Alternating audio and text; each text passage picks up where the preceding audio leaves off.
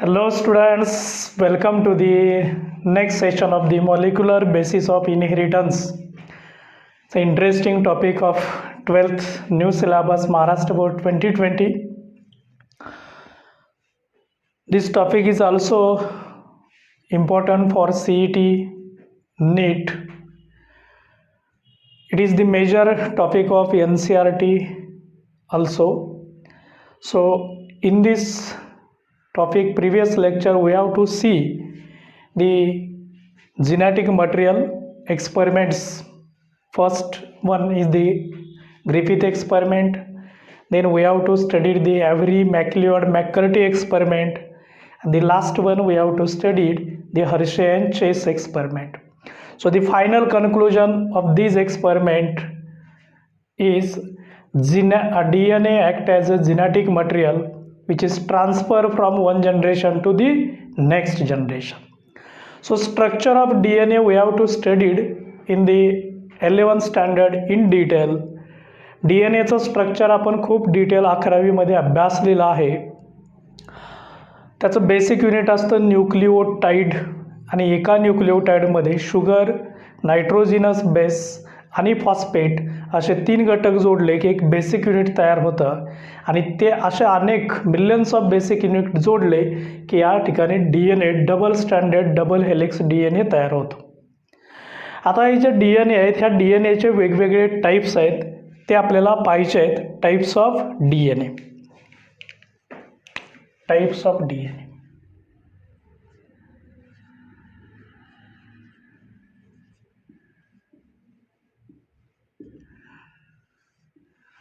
हे टाइप पाहत असताना आपण थोडा टॅब्युलर फॉर्म मध्ये बघूया. टाइप, त्याच्यानंतर त्याचं coiled structure,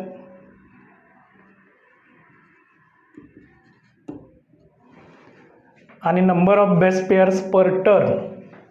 so number of base pairs per turn.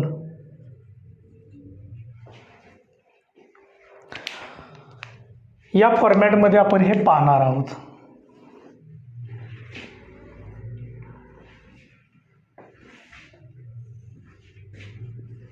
Okay, one by one पाहणार आहे. फर्स्ट DNA,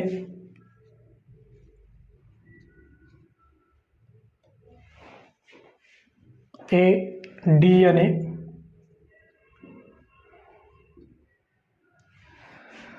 असे नंबर 2 आहे BDNA, cDNA, ddNA, eDNA. बघा कोणकोणते आहेत. A, B, C, D, E and ZDNA. Last one is ZDNA. आता या DNAचे आपण टाइप्स लिहिलेले आहेत. ABCD नुसार यायचं E पर्यंत आणि शेवटचा येतो ZDNA. आता याचं जर कॉइल्ड स्ट्रक्चर आपण बघितलं तर ते कॉइल्ड स्ट्रक्चर असतं ABCD ह्या सगळ्यांच्या मध्ये राईट हँडेड असतं. राईट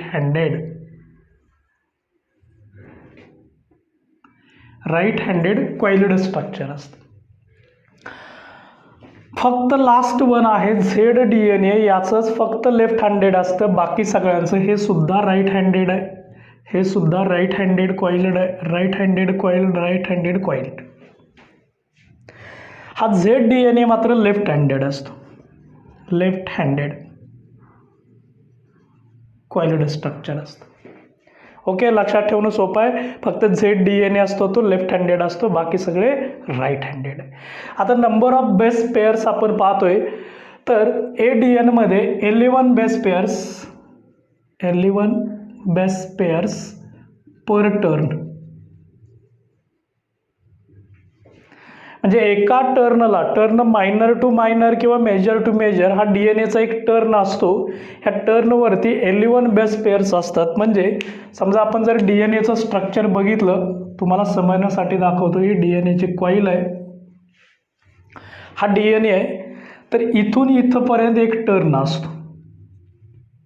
हा मायनर आहे, हा मायनर आहे, इथून इथंपर्यंत एक टर्न असतो. या टर्नवरती जे बेस पेअर्स असतात ते 11 बेस पेअर्स पर टर्न असतं. कोणाचे? ए डी एन एचे. बी डी एन ए घेतला तर 10 base pairs per turn, 10 base pairs per turn, 10 base pairs असतात.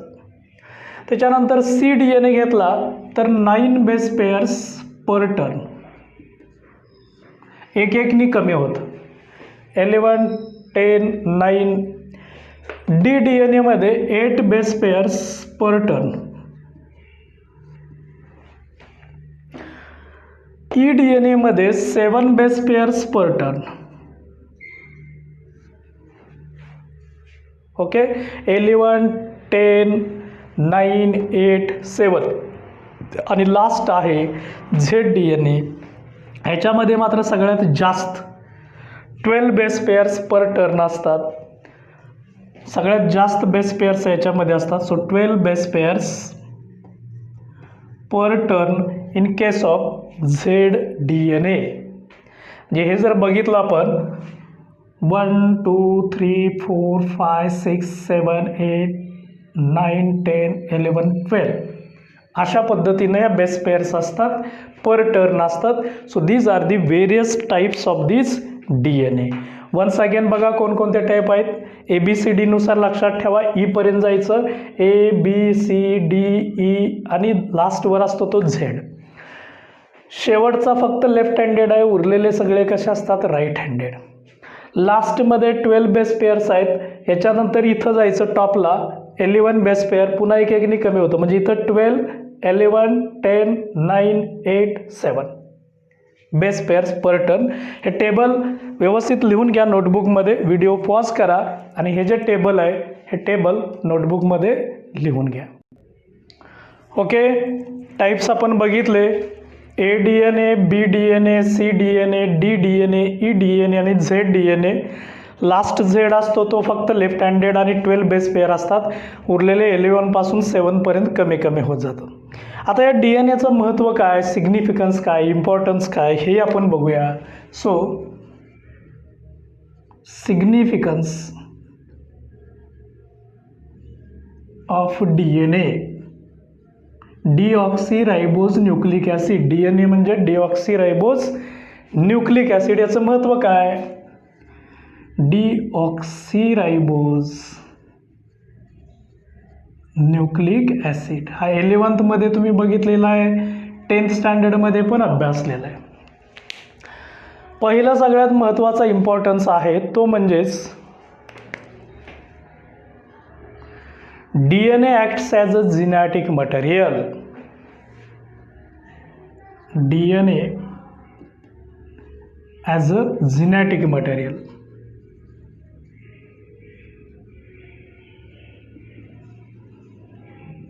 ॲज अ झिनॅटिक मटेरियल, अनुवंशिक पदार्थ म्हणून काम करतो. एका पिढीचे गुणधर्म नेक्स्ट पुढच्या जनरेशनकडे ट्रान्सफर करतो. याला म्हणायचं झिनॅटिक मटेरियल.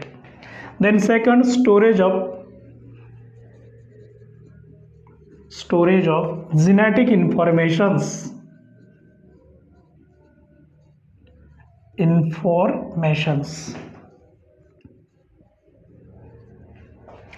अनुवंशिक जी काही इन्फॉर्मेशन आहे, झिनॅटिक इन्फॉर्मेशन आहे, माहिती आहे, ती लॉंग टर्म स्टोरेज करण्याचं काम असतं ते डी एन एचं असतं. Then third, it help in protein synthesis, control protein synthesis. आपल्या पेशीमध्ये, प्रत्येक पेशीमध्ये जी प्रोटीन सिंथेसिस ही एक महत्त्वाची प्रोसेस असते आणि त्या प्रत्येक प्रोटीन सिंथेसिसवरती नियंत्रण ठेवण्याचं, कंट्रोल करण्याचं काम कोणाचं असतं? D N A. So D N A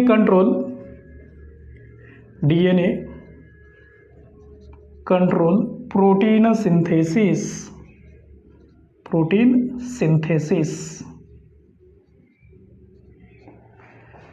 protein synthesis म्हणून हे काम करत असतो. So D N A control protein synthesis.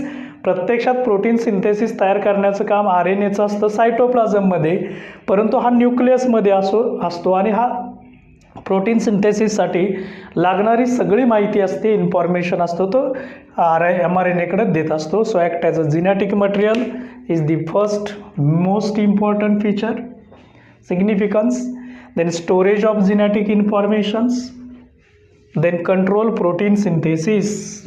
Control protein synthesis. So transfer genetic information from one generation to the another generation is nothing but genetic material. So transfer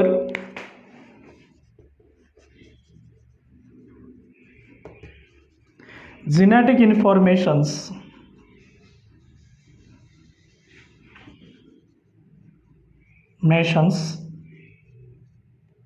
from one generation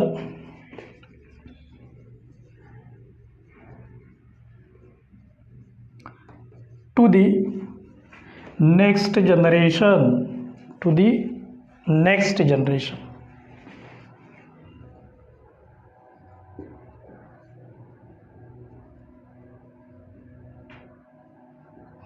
हे त्याचं महत्त्वाचं function असतं, म्हणून त्याला genetic material म्हटलं जातं. So transfer genetic informations. So these are the various significance of this DNA. Deoxyribose nucleic acid, पुन्हा एकदा बघा, DNA act as a genetic material, अनुवंशिक पदार्थ म्हणून काम करतो. स्टोरेज ऑफ जेनेटिक इन्फॉर्मेशन्स, अनुवंशिक माहिती आहे ती साठवून ठेवण्याचं काम करतो. कंट्रोल प्रोटीन सिंथेसिस, प्रथिनं तयार करण्याची प्रोसेस असते त्याच्यावरती हा नियंत्रण ठेवत असतो. Transfer genetic information from one generation to the next generation, एका पिढीचे गुणधर्म पुढच्या पिढीकडे वाहून नेण्याचं काम असतं, तेही कोण करत असतो? DNA. जसं की ह्युमनपासून नेक्स्ट जनरेशन ह्युमनचं होतं, याचा अर्थ पॅरेंट ह्युमनची सगळी माहिती ही नेक्स्ट जनरेशनच्या ह्युमनमध्ये कॅरी करण्याचं काम असतं, ते DNAचं असतं. मग तो ॲज इट इज कॅरी करत असेल तर त्याला हेरिडिटी म्हणायचं, काही चेंजेस झाले तर ते व्हेरिएशन्स असतात, is a part of genetics. Okay, significance लिहून घ्या, पटपट लिहून घ्या जरा. ओके, चला आपण DNAचे टाईप्स आणि DNAचे सिग्निफिकन्स पाहिलेले आहेत. आता याच्यानंतर आपल्याला DNAचे प्रोकॅरियोटिक DNA आणि युकॅरियोटिक DNA, म्हणजेच प्रोकॅरियोटिक सेलमध्ये असतो तो प्रोकॅरियोटिक DNA, युकॅरियोटिक सेलच्या न्यूक्लियसमध्ये असतो तो युकॅरियोटिक DNA. हे DNA लॉंग असतात, परंतु न्यूक्लियसच्या कमी जागेमध्ये ते पॅक केले जातात. कशा पद्धतीने पॅक केले जातात हे आपण पाहणार आहे. म्हणजे packing of DNA in prokaryotic cell आणि युकॅरियोटिक सेल असं आपल्याला पाहायचं आहे. आता आपण पाहणार आहे सुरुवातीला prokaryotic DNA. So packing in prokaryotic DNA, packing in prokaryotic cell. So packing of DNA,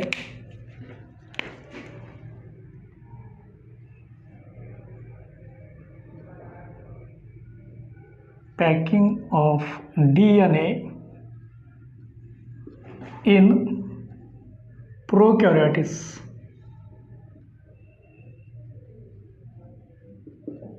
प्रोकॅरियोट्स. E coli सेलमध्ये DNA कसा पॅक केला जातो? In E coli.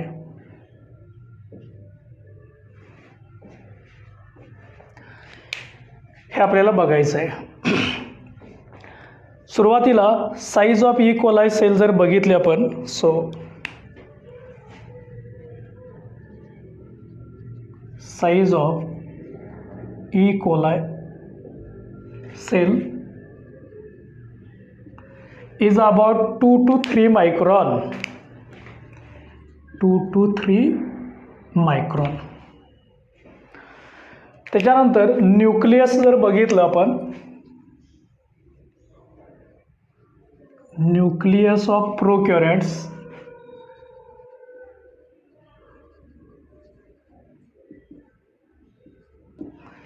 हे न्यूक्लियस अनडेव्हलप्ड असतं, प्रिमिटिव्ह असतं, अनडेव्हलप्ड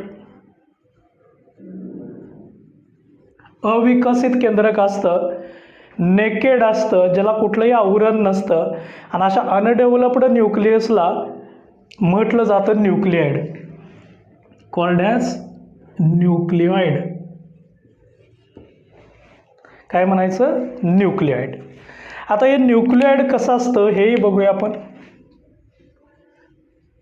न्यूक्लिऑइड. So this nucleoid is small, circular, highly folded असतं. Small आहे, circular आहे, highly folded and naked ring of DNA with naked ring of DNA. याच्यात DNA ची नेकेड रिंग असते. So length of nucleoid, naked in the sense open ring असते DNA ची, small size आहे, circular आहे, highly fold झालेला असतो. The naked ring of DNA, uncovered DNA असतो, क्रोमोझोम असतो. So length of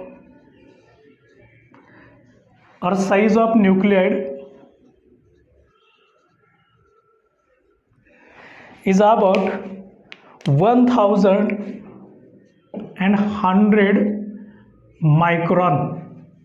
1100 micron. जर याला आपण कट केलं आणि जर ती स्ट्रेच केलं, हे सर्क्युलर असतं, पण हे जर सर्क्युलर आपण कट केलं आणि स्ट्रेच केलं तर size is about 1.1 mm.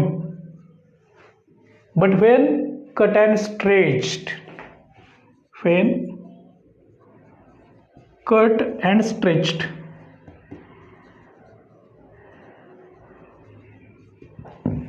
Stretch केल्यानंतर,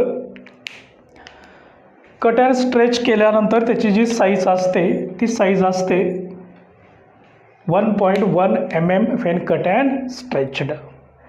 आता ह्याच्यामध्ये नंबर ऑफ बेस पेअर्स असतात. So number of base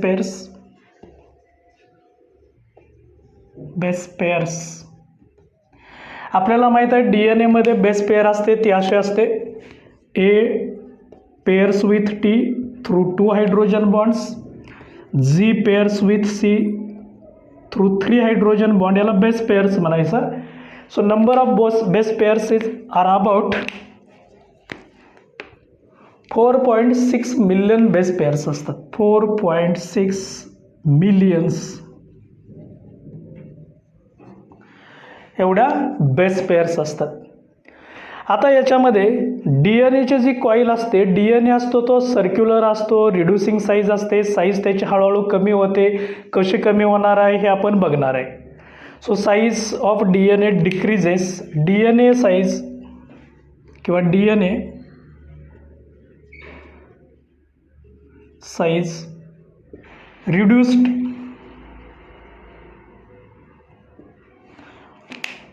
in the sequence of 350 micron, 30 micron and 2 micron.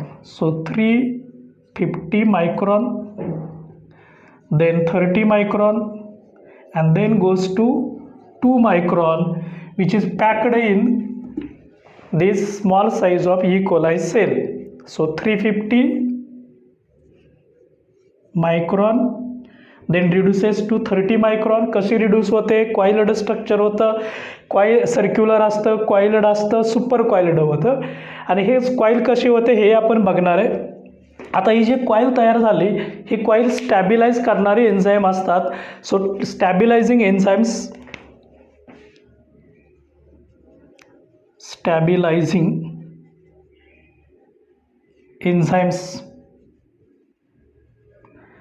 ह्याच्यामध्ये वेगवेगळे एन्झाईम्स स्टॅबिलाइज करतात DNA कॉइलला, जसं की DNA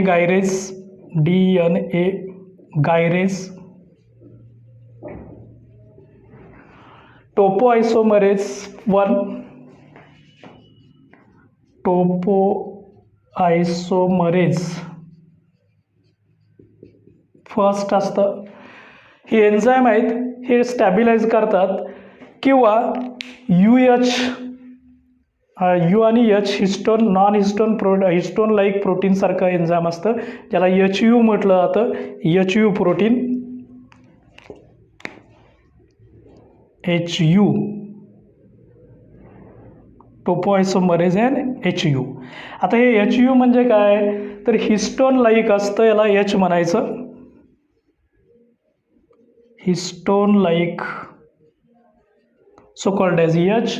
आणि U for U93 strain, U for U93 strain during the आयसोलेशनच्या वेळेची जी बॅक्टेरियाची स्ट्रेन असते ती U93 असते. आणि H for histone like, so histone like. So these are the stabilising enzymes असतात which make the stable coiled structure. So this is the about packing of DNA in prokaryotic E. coli cells. So size of E. coli cell is about 2 to 3 micron. Nucleus of prokaryote becomes undeveloped, called as nucleoid.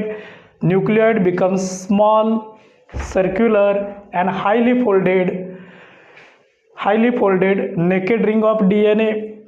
Then length of nucleoid becomes 1100 micron, that means 1.1 when cut and stretched. Number of base pairs are nothing but A double bond T, G triple bond C are nothing but base pairs. The number of base pairs present in prokaryotic DNA becomes 4.6 millions. DNA size is reduced from 350 micron, then 30 micron, and then finally becomes 2 micron, which is packed in small space of E. coli cell, that means 2 to 3 micron. So stabilizing this supercoiled structure was stabilized by some enzymes like DNA gyrase enzyme आहे, टोपोआयसोमरेज first enzyme आहे, आणि HU protein असतं, histone like असतं, U for U93 strain असते bacterial. आणि अशा पद्धतीनं DNAचं जे पॅकिंग आहे प्रोकॅरियोटिक सेलमध्ये विदिन अ स्मॉल स्पेस हा पॅक केला जातो. याला म्हणायचं packing of DNA in prokaryotics, that means E. coli सेल. ओके, ठीक आहे, इथंपर्यंतचा पार्ट लिहून घ्या. डायग्राम आपल्याला बघायचे आहे. ओके, चला आपण कॅरेक्टरिस्टिक्स बघितलेले आहेत. आता प्रत्यक्षात कॉइलिंग, सुपर कॉइलिंग, पॅकेजिंग कसं होतं DNAचं प्रोकॅरियोटिकमध्ये हे आपल्याला डायग्रामच्या साह्याने बघायचं आहे. बघूया, हा सुरुवातीचा DNA आहे म्हणजेच क्रोमोझोम आहे, हा अनफोल्डेड आहे, याला म्हणूया आपण circular unfolded chromosome. Circular unfolded chromosome.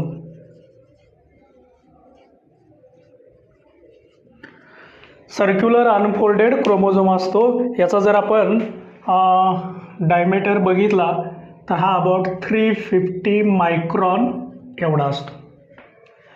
नंतर याच्यामध्ये पुढं कॉइलिंग होतं, फोल्डिंग तयार होतं, फोल्डेड क्रोमोझोम तयार होतो. आणि फोल्डेड क्रोमोझोम हा सेंटरच्या RNA पार्टशी कनेक्टेड असतो. इथं याच्या सेंटरला हा एक RNAचा पार्ट आहे, RNAचा पार्ट आहे. आणि ह्या RNAच्या पार्टला ही जी कॉईल असते ही फोल्डेड नेचरमध्ये येते, हा फोल्डेड पार्ट असतो. हे फोल्डेड स्ट्रक्चर असतं, याला आपण म्हणूया फोल्डेड क्रोमोझोम.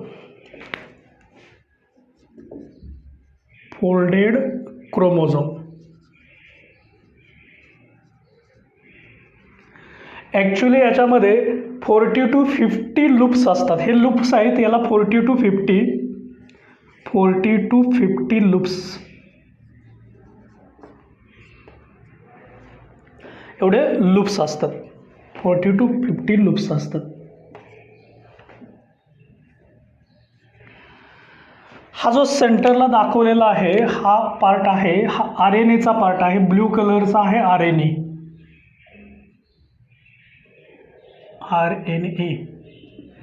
आणि हा जो साईडचा आहे तो क्रोमोझोमचा म्हणजे DNAचा पार्ट आहे, DNA लूप म्हणू आपण याला, DNA लूप्स. ओके, जेव्हा याचं फोल्डिंग तयार होतं याची साईज कमी होते आणि रिमेन्स अप टू 30 मायक्रॉन एवढी त्याची साईज होते. 350 मायक्रॉन असते, त्याची 30 मायक्रॉन एवढी साईज होते. आता पुन्हा ह्याचे जे लूप्स असतात हे पुन्हा सुपर कॉइल्ड होतात, म्हणजे सुपर कॉइल्ड फोल्डेड क्रोमोझोम्स तयार होतो. तो होत असताना हा सेंटरचा RNA ॲज इट इज आहेच,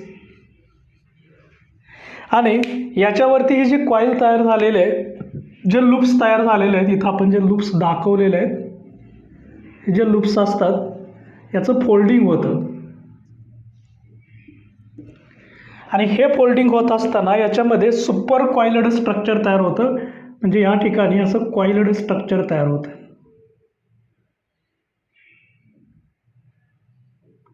याला सुपर कॉइल्ड स्ट्रक्चर म्हटलं जातं.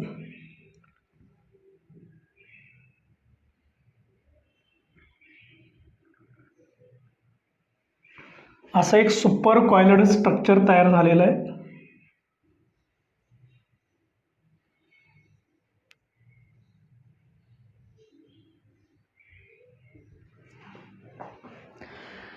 आणि या सुपर कॉइल्ड स्ट्रक्चरमध्ये जसजसं सुपर कॉइलिंग होईल याला आपण म्हणूया super coiled folded chromosome.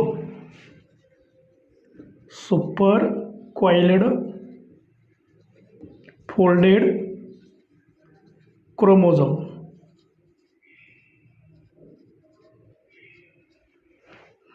Okay. जेव्हा त्याची सुपर कॉइल होते पुन्हा याचा जो थिकनेस असतो तो कमी होतो आणि तो राहतो 2 मायक्रॉन. 350 मायक्रॉन होता, 30 मायक्रॉन झाला, 2 मायक्रॉन झाला, आणि याचं प्रत्येक लूप असतो ती सुपर कॉइल्ड स्ट्रक्चरमध्ये येत असतो, सुपर कॉइलिंग झालेला असतो लूप्स. म्हणजे हे जे लूप्स आहेत हे प्रत्येकाचे सुपर कॉइल्ड लूप्स तयार झालेले असतात, सुपर कॉइलिंग झालेले. आणि पुन्हा जर का आपण याला डिग्रेड करायचं म्हटलं, एन्झाईम्स टाकायचे म्हटलं, तर 2 प्रकारे डिग्रेड करू शकतो. हा जो ब्लॅक पार्ट दिसतो तो तुम्हाला ब्लॅक पार्ट आहे तो DNAचा पार्ट आहे, आणि हा जो ब्ल्यू कलरचा पार्ट आहे तो RNAचा पार्ट आहे.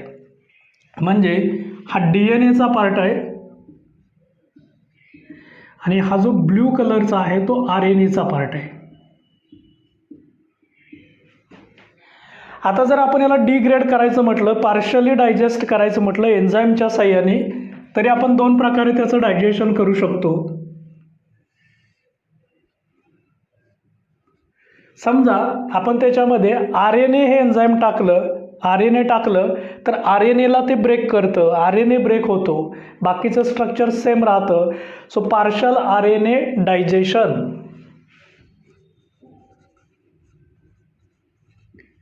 RNAs हे एन्झाईम आहे. RNAs जर RNAला ब्रेक करणारे एन्झाईम असते याला RNAs म्हणायचं, डायजेशन. जर असं झालं तर या ठिकाणचा RNA थोडा कट होतो. समजा आपण हा RNA दाखवला आहे, हा इथं कट झाला, RNA कट होतो, बाकी जे फोल्ड असतात DNAचे ते फोल्ड सेमच राहतात. इथला फक्त फोल्ड असतो तो थोडा ओपन होतो, उरलेले फोल्डिंग असतं ते सिमिलर राहिलेलं असतं. हे फोल्डिंग आहेच, आणि या प्रत्येक फोल्डवरती कॉइल्ड स्ट्रक्चर तयार झालेलं असतं. हे कॉइल पण असते, सुपर कॉइल पण असतेच.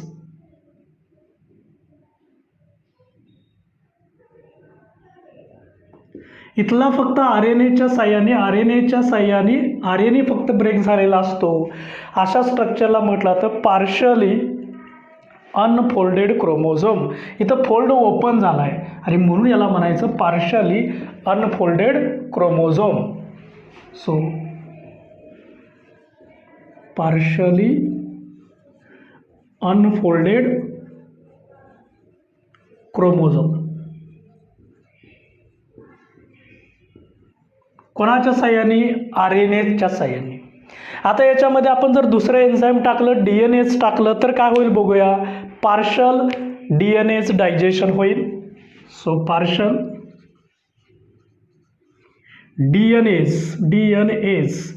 DNAला ब्रेक करतो तो DNAs डायजेशन.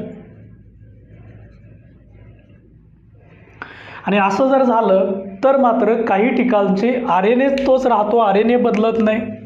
हा RNA ॲज इट इज आहे, RNA बदलत नाही. परंतु DNA चे जे काही लूप असतात त्याची जी सुपर कॉईल असते ती ब्रेक होते आणि पार्शली अनकॉइल्ड क्रोमोझोम तयार होतो. पार्शली अनकॉइल्ड म्हणजे ही कॉईल ओपन होते. थोडक्यात ही जी कॉईल असते ती ओपन होते. कसं स्ट्रक्चर असेल बघूया आपण. हे जे मूळचं कॉइल्ड स्ट्रक्चर आहे पैकी ही सुपर कॉइल्ड आहेच. काही ठिकाणची सुपर कॉइल्ड मात्र ओपन होते.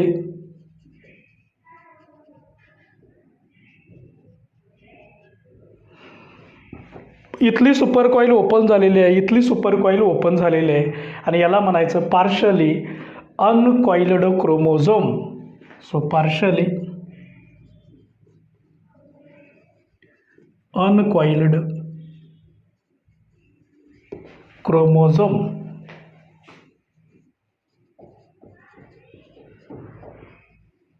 Partially uncoiled chromosome. अशा पद्धतीनं पॅकिंग होतं. पॅकिंगचा सिक्वेन्स इथंपर्यंतचाच आहे. बघा इथली साईज होती ती लार्ज आहे, इथं त्या मानाने कमी कारण फोल्ड्स वाढले, इथं कमी होते कारण सुपर कॉइल्ड झालं. So DNA changes from coiled unfolded chromosome to folded chromosome, then supercoiled chromosome, so decreasing size and which is packed within a small space of nucleoid in prokaryote. So this is called as packaging of DNA in prokaryotes.